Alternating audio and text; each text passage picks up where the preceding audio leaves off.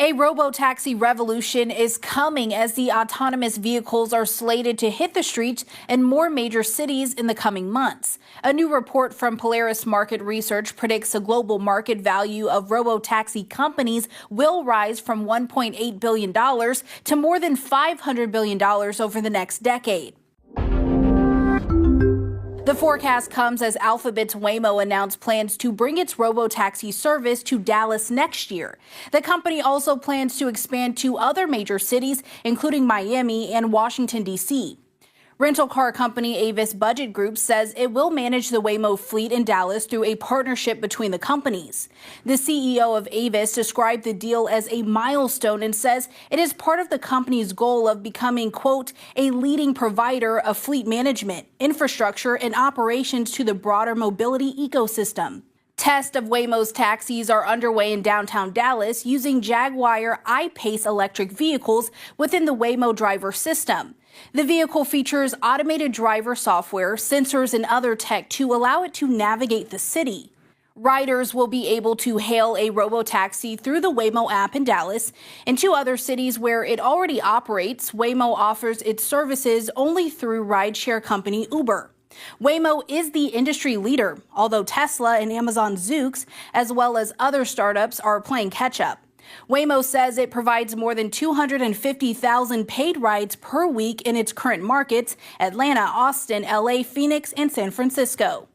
CNBC reports that executive announced on the company's second quarter earnings call that the Waymo driver has traveled more than 100 million miles on public roads. The execs also say the company is performing tests in more than 10 cities this year, including New York and Philadelphia. Waymo's biggest rival is Baidu's autonomous taxi run by Apollo Go in China. The company is seeking to expand to Europe.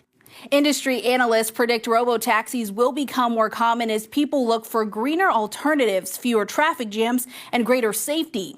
They also note that it will save people the headache of parking and lead to fewer stressful commutes. The car has plunged almost 40 metres off a cliff at Hallett Cove, crashing onto the rocky beach below. The son of the car's owner telling Nine News he believes a faulty electronic handbrake is to blame and is relieved no one was injured. It's a wreckage on the rocks you'd expect to see in a Hollywood blockbuster, but this was a frightening close call at Hallett Cove. The car's battery was flat, which I had jump start. I believed I put the brake on and gone inside. He said no, the car rolled down the hill. I couldn't believe it, I just couldn't believe it. A group of people had been watching the sunset from the cliff top on the Esplanade when a runaway Cherry Tiggo missed them by metres as it rolled past, through the fence and off the sheer 35-metre drop. Sometimes people are down on the rocks, they walk there. And well, thank God there was nobody there. The car belongs to Lottie, bought new in December, but her son Marcus says it's given them technical trouble ever since, claiming a handbrake fault may be to blame. It's possible that there was a failure in the power. Basically, when the power fails, you can just open up the doors of the vehicle. Motoring experts have told Nine News there are usually redundancies to ensure that once the car is in park, even a flat battery shouldn't affect it. While most residents along here believe the current safety measures are adequate, Marcus and Lottie are also not the only ones who want to see this fence line improve. There's been a number of incidents through this area here, and I think the council needs to do something about it. Marion Council was approached for comment.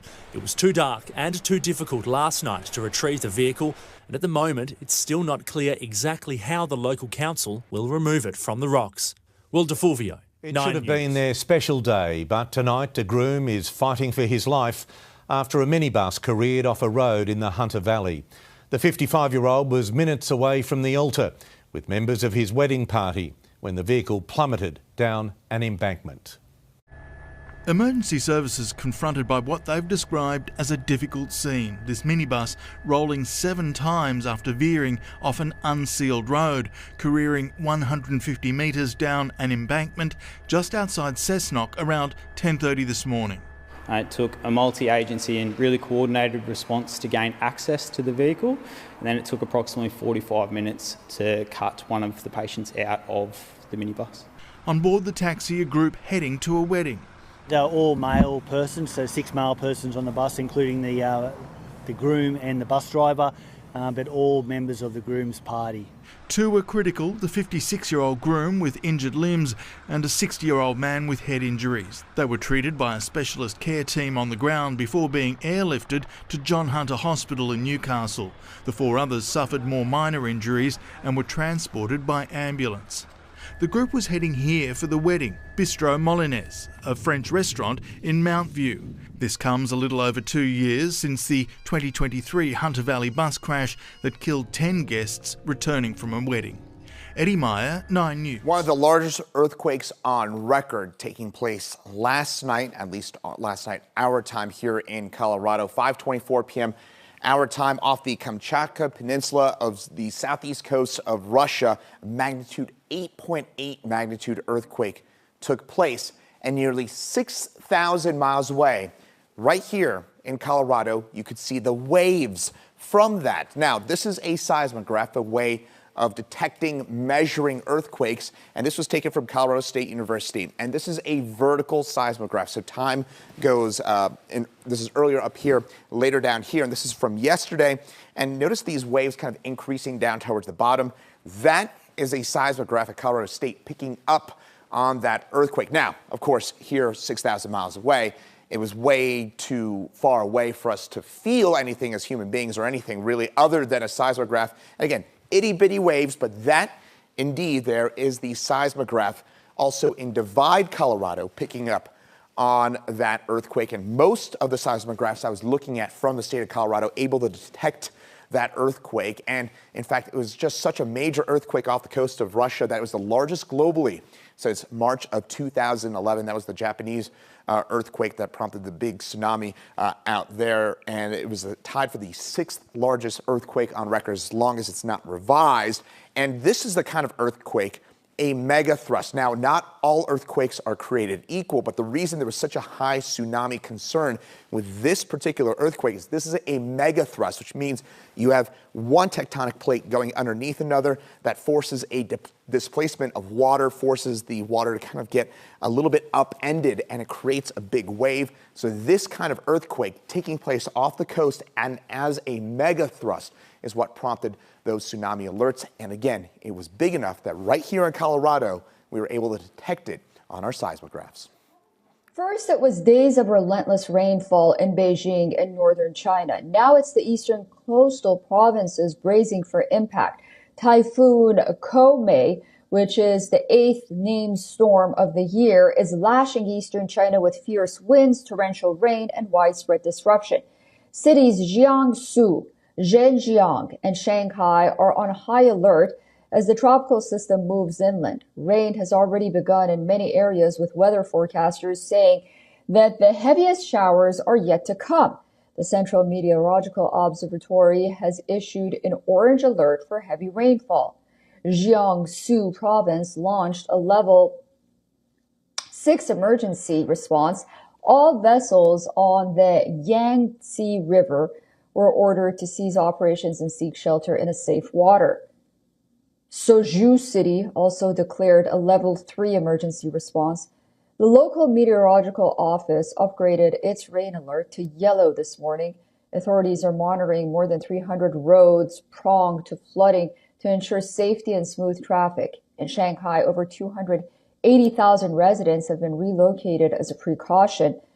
Ferry service has been canceled, and speed restrictions have been implemented on roads and railways. Around 640 flights were canceled at Pudong and Hongqiao airports combined, adding the concern after Typhoon Koumei made landfall this morning. An offshore earthquake near Russia's Far East triggered tsunami warnings, raising fears of dangerous storm surges along China's coastline.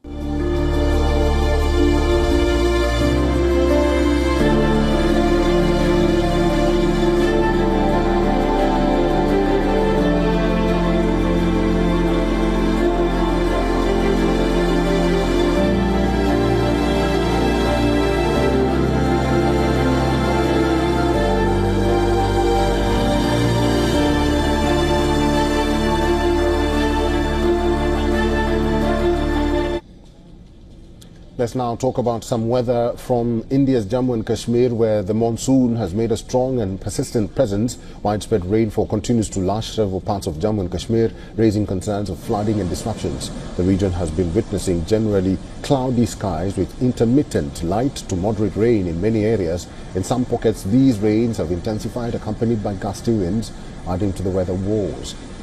The Indian Meteorological Department, or the IMD, has issued a significant weather alert, forecasting heavy to very heavy rainfall at isolated to scattered locations including Jammu, Riasi, Udhampur, Katwa, Rajouri and Samba.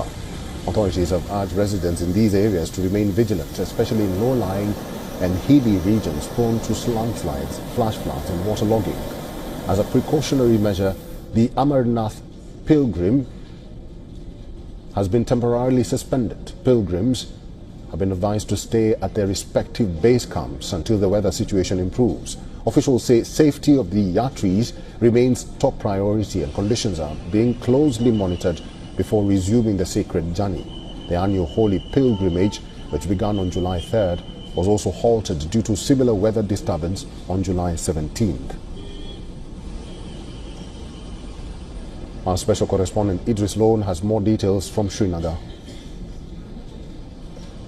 Intense rains have been witnessed across various districts of the Union Territory of Jammu and Kashmir, which has also led to the closure of schools in the Poonch district. As you can see behind me, the water level in all the water bodies across Jammu and Kashmir, including the River Jhelum, has started coming up yet again. This comes after a rainfall, intense showers across Jammu and Kashmir. The Met Department has predicted that for 30th and 31st of July, the weather is going to be wet and there is possibility of intense showers and gusty winds across various places in Jammu and Kashmir. The Amarnath Yatra was stopped for today as well due to the inclement bad weather, and the authorities have asked yatris not to move towards the Amarnath cave till further orders. With video journalist Firoz Idris Lone for WION World is One.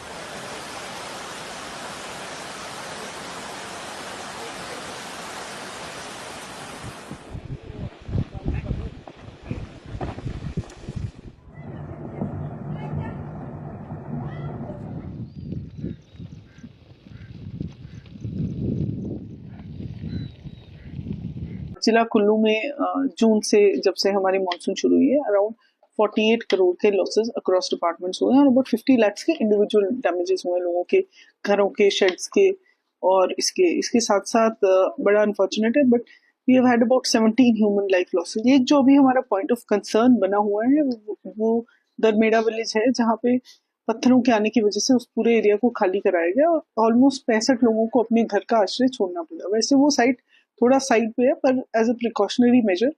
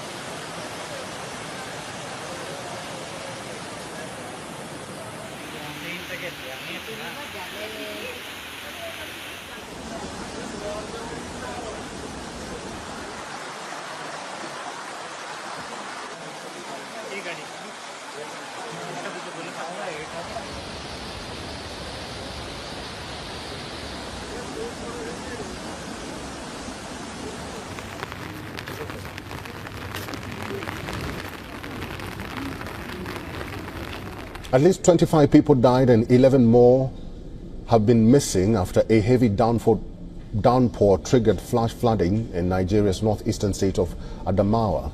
And according to the National Emergency Management Agency, the flooding, which began on Sunday in 5 communities in the Yola area of the state, has so far displaced 5,560 people. Now, flooding is common during Nigeria's wet season. Communities in northern Nigeria have been experiencing prolonged dry spells worsened by climate change and excessive rainfall that leads to severe flooding during the brief wet season. At least 200 people were killed in late May in Nigeria's north-central state of Niger after a torrential rainfall ravaged Mokwa. Now, according to the United Nations, last year, over 4 million people were affected by flooding in West Africa, a threefold increase from 2023. Moving on, a zoo in Germany has drawn widespread condemnation and anger after it said that it killed 12 healthy baboons. The announcement has attracted protests and a criminal complaint against the management. The Tiger Team Nuremberg Zoo first announced the plans to kill baboons back in February 2024, alleging that it didn't have enough space to house them. The zoo further added that it examines offers to take in some of the animals, but was unable to make any of them work. The plan drew the ire of animal lovers and activists who lodged protests in front of the zoo earlier this week after it closed for the day for unspecified operational reasons. 7 zoo activists even climbed the walls of the zoo to prevent the killings, but were shortly detained after. Around 3:10 p.m., 7 activists entered the interior of the zoo by climbing over a side wall, but were quickly apprehended by colleagues. One activist glued herself to the ground. She has since been removed by police special forces. The zoo has since released a statement detailing on the manner in which the baboons were killed. It further added that their bodies were fed to the zoo's predators. The zoo authorities are now under fire for failing in their breeding management. They were humanely killed with a bullet shot and taken to the next station. There, numerous scientific samples were taken for various institutions. It is a principle for us that all animals we kill are put to the most meaningful use possible. In this case, it is partly for scientific testing to support research, which is also one of our tasks. Furthermore, the animal carcasses are ultimately fed to our predators. A brutal shooting in New York this week claimed more lives as America inches dangerously closer to averaging 1 gun death every hour. In the past 7 months, over 250 mass shooting deaths have rocked the U.S. Our next story takes a closer look at gun violence in the United States.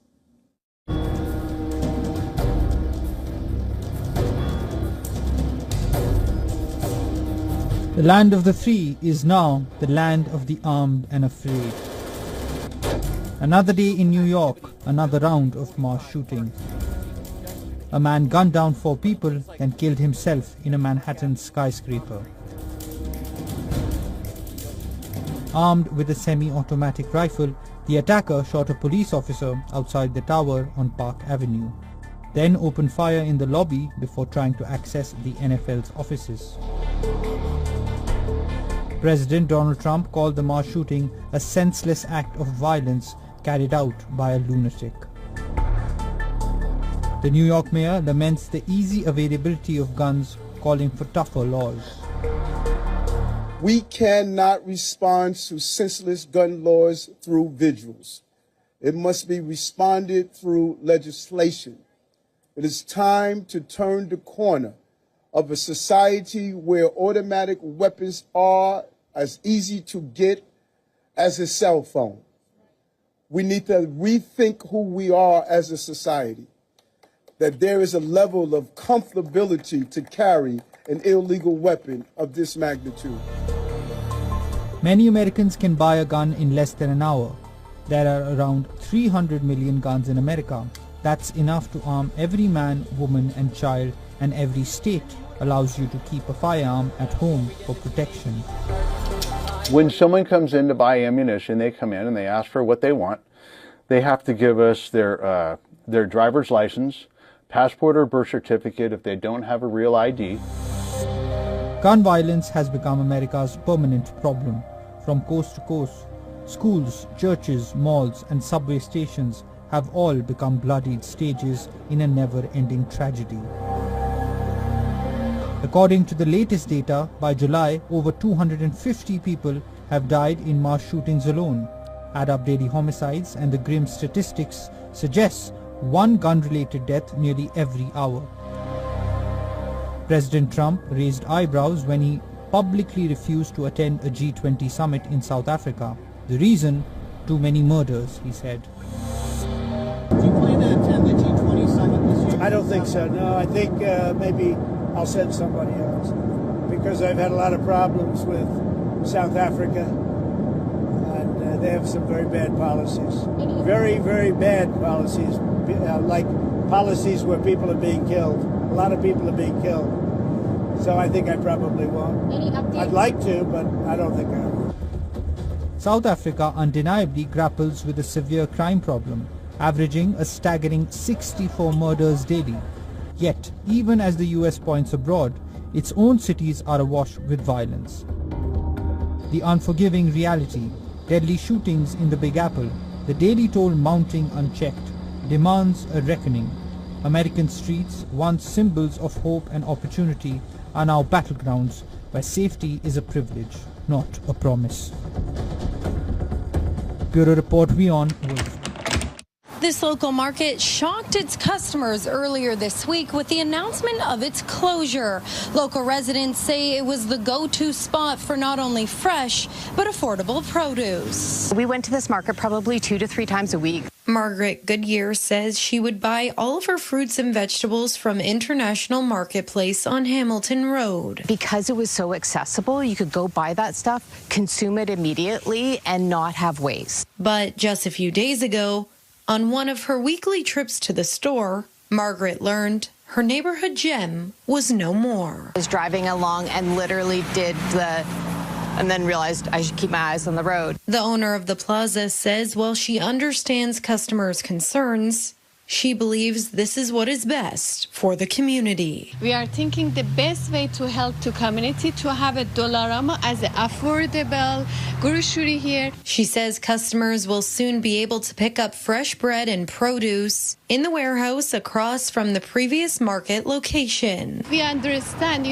this is so hard these days for everyone, and we are trying to help the community, especially in this area, to have a good and affordable product. Experts say this will likely cause a temporary food desert in the neighborhood. A food desert is generally thought of as an economically disadvantaged area of a city that doesn't have easy access to healthy and affordable food. They say individuals without access to a car are most vulnerable. If you have lots of money, you can get a car and drive to a grocery store, or you can order through online grocery delivery services, but they all come at a premium. It was great to be able to walk over there every couple days and get 2 cases of strawberries and not break the bank and do it. Residents say their community is rapidly growing and the need for affordable, fresh food is more important now than ever. I'm hoping that with the influx of new buildings and new residents, that we will see a grocery store or a fruit and vegetable market pop up in that area in not too long. We are outside 10 Downing Street, where crowds have showed up banging empty pots and pans to symbolize Israel's starvation of the Gaza Strip. They hope by creating enough noise, they can pressure UK Prime Minister Keir Starmer to finally take action against Israel for its ongoing siege of Gaza, where another 14 Palestinians have died just in the past 24 hours from starvation. Israel says it is allowing aid into the Strip through aid trucks and foreign airdrops, but Palestinians on the ground say this is still not enough, as the UN-backed food insecurity body warns that the worst-case scenario of famine is currently unfolding across the Gaza Strip. It seems like there's been a free pass from the world for Israel to commit genocide, to commit ethnic cleansing, to force a famine in Gaza. It was ongoing way before that, but it's almost like the world just gave a complete free pass since then. I personally have been protesting since the Gaza war in 2008, 2009. So it's very sad that after so many years, we are saying the same thing over and over again. The siege on Gaza has to end. You now have 2 million people concentrated into an area of 45 kilometers squared. They're being starved, they're being bombed. It is a stain on humanity. Trickling in morsels of food via airdrop is nothing but performative. Everyone knows what needs to happen, and that is that the siege needs to end, aid needs to get in. There's so much that the government could be doing in this country, and instead they're just pretending to care, pretending to make change, and just continuing the Israeli horrors. They could stop supplying weapons, they could apply real sanctions. You saw what happened in South Africa and how much sanctions changed things there. You do the same things here.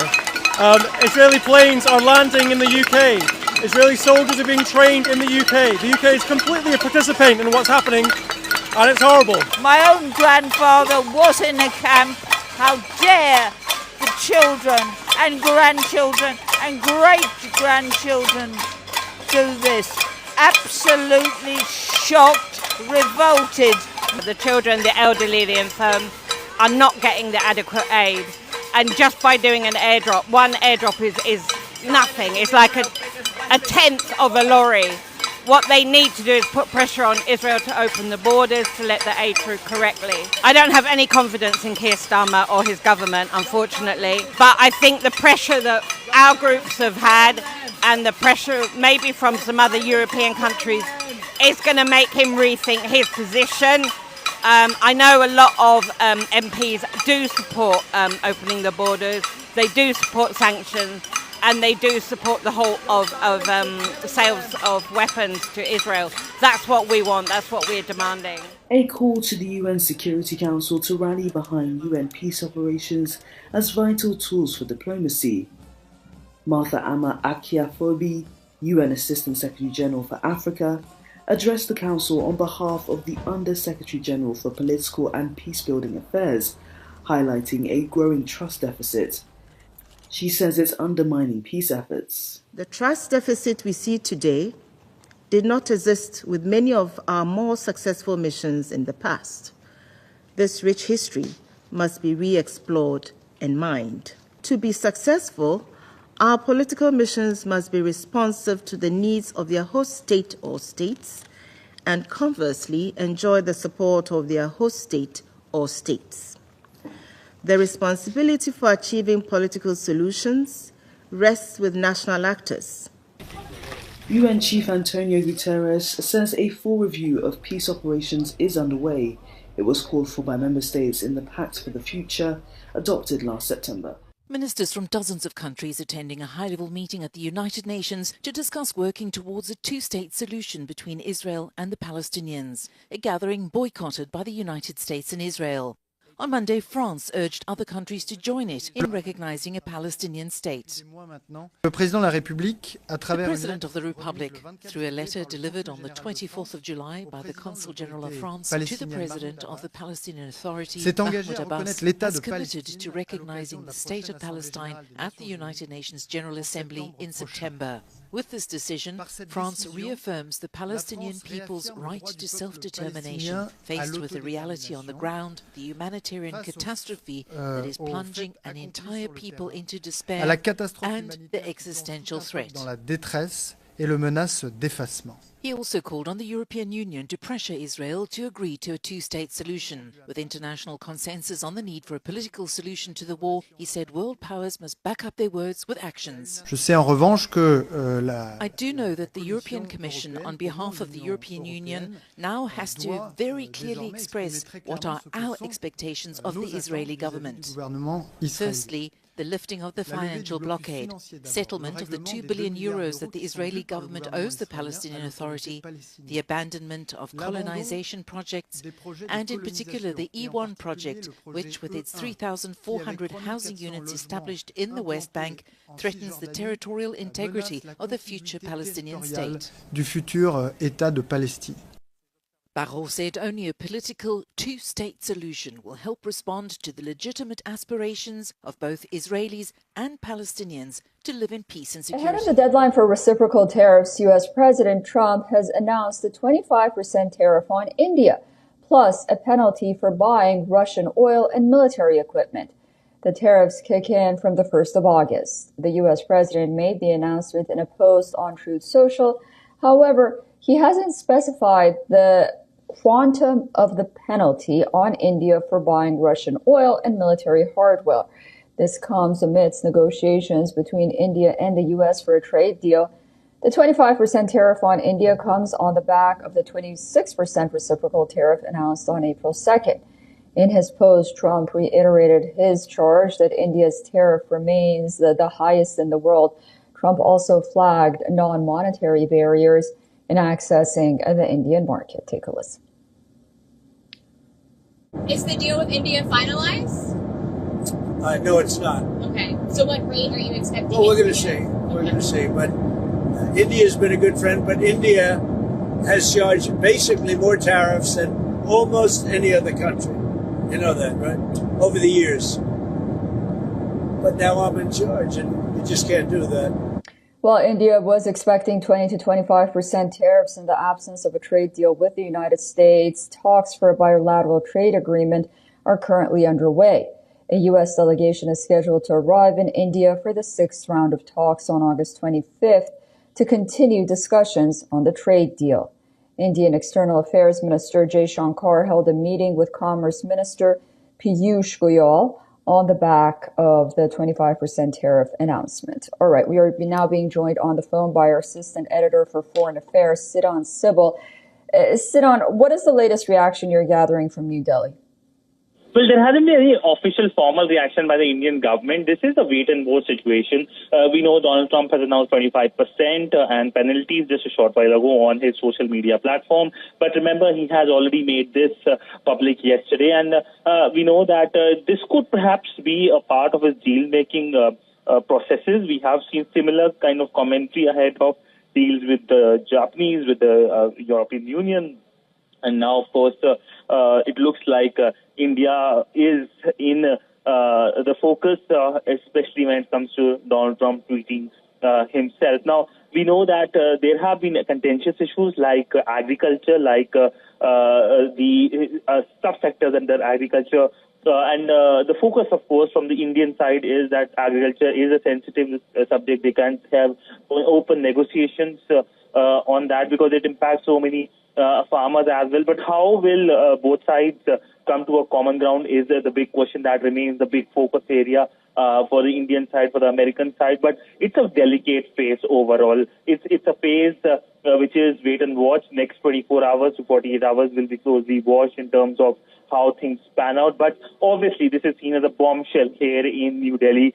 We know that an official reaction is much anticipated, but so far nothing has come. Remember, there is a parliament session on as well, and this development has come at a time when Donald Trump's commentary on India-Pakistan ceasefire, he claiming the ceasefire was responsible because of him, is something that the Indian government has rejected as well. So there are many permutations and combinations on that aspect, but above all, the clear message from the Indian side will be that there will be sectors which will be sensitive. The rest, of course, there can be conversations. There have been rounds and rounds of conversations happening both here in New Delhi and in Washington as well. There have been reports that the U.S. team is expected to come to India in the month of August, way past the date, the 1st of August, when the tariff comes into impact. But we know that 1st of August is the day when the tariff will be implemented. But it's almost evening time here in India, around 7 p.m., but it's just morning in Washington,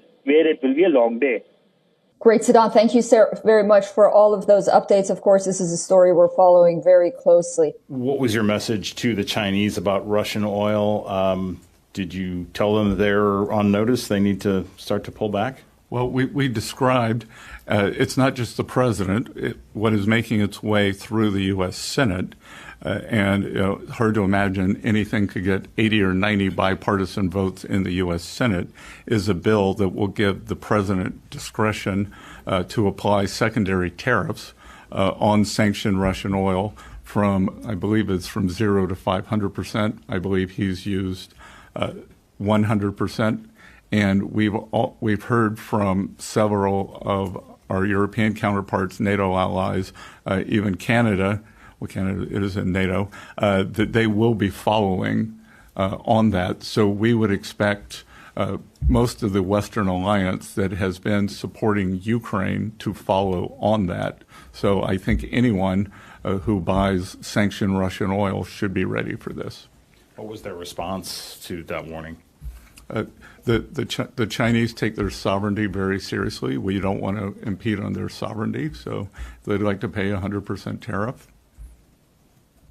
NATO has begun Neptune strike exercises across its areas of operation. The U.S. Navy aircraft carrier Gerald R. Ford, the largest and newest carrier currently in operation in the world, is also taking part in those drills. Take a look at these visuals.